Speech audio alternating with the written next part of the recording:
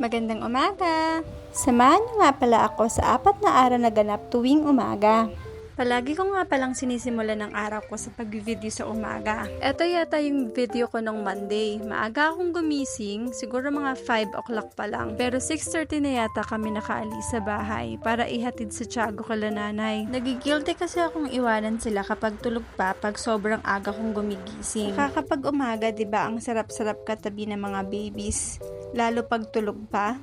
Nag-ayos na nga ako nito, nag-sunblock, moisturizer, at syempre, konting lambing-lambing kay bunsuan. Kahit na busy tayong mga mommies, kailangan alagaan din natin ang ating sarili.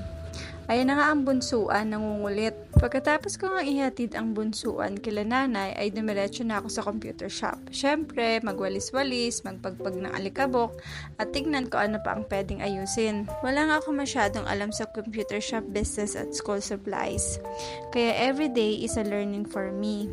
Ang computer shop nga pala namin ay diskless. Mas madali daw kasing i-handle or i-manage ang diskless na computers compared dun sa traditional setup. Ito naman yata yung ganap ko nung umaga ng Tuesday.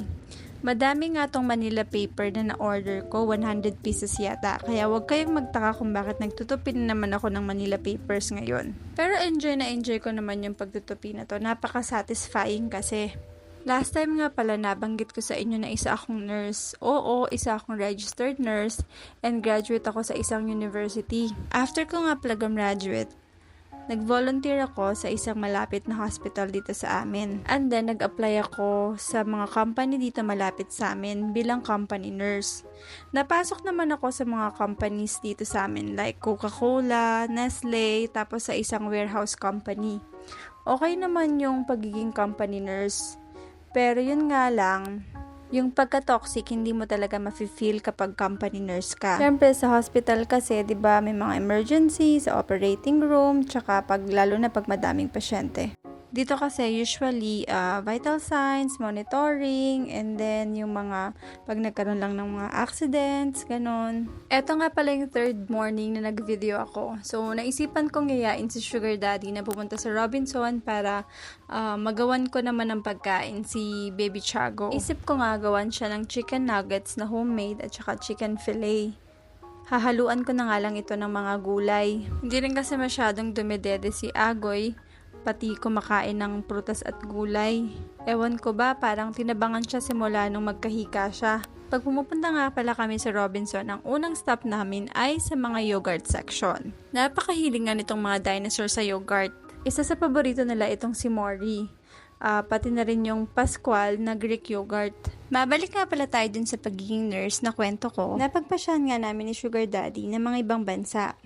Nag-tourist kami sa Dubai for 1 month. Within 1 month nga pala, dapat makahanap kami ng trabaho. And by God's grace, sinuwerte naman kami sa mga napasukan namin. Hindi nga pala as a nurse ang pinasukan ko. Napasok ako sa isang telecom company na hanggang ngayon ay nagtatrabaho pa din ako. Si Sugar Daddy naman ay accountant ang napasukan. Una, sobrang hirap talaga mamuhay sa ibang bansa. Yung simpleng bagay na paglalaba at pagtutupi, pinag-aawayan namin. Ang hirap nga nung pinagdaanan namin, nagsisimula kami sa abroad. Dahil limited lang yung budget namin, kailangan paabutin namin to hanggang sweldo. May mga utang pa rin ako kasing binabayaran sa Pilipinas ng mga panahon na yun. Meron ngang mga araw na puro maring lang ang ulam namin.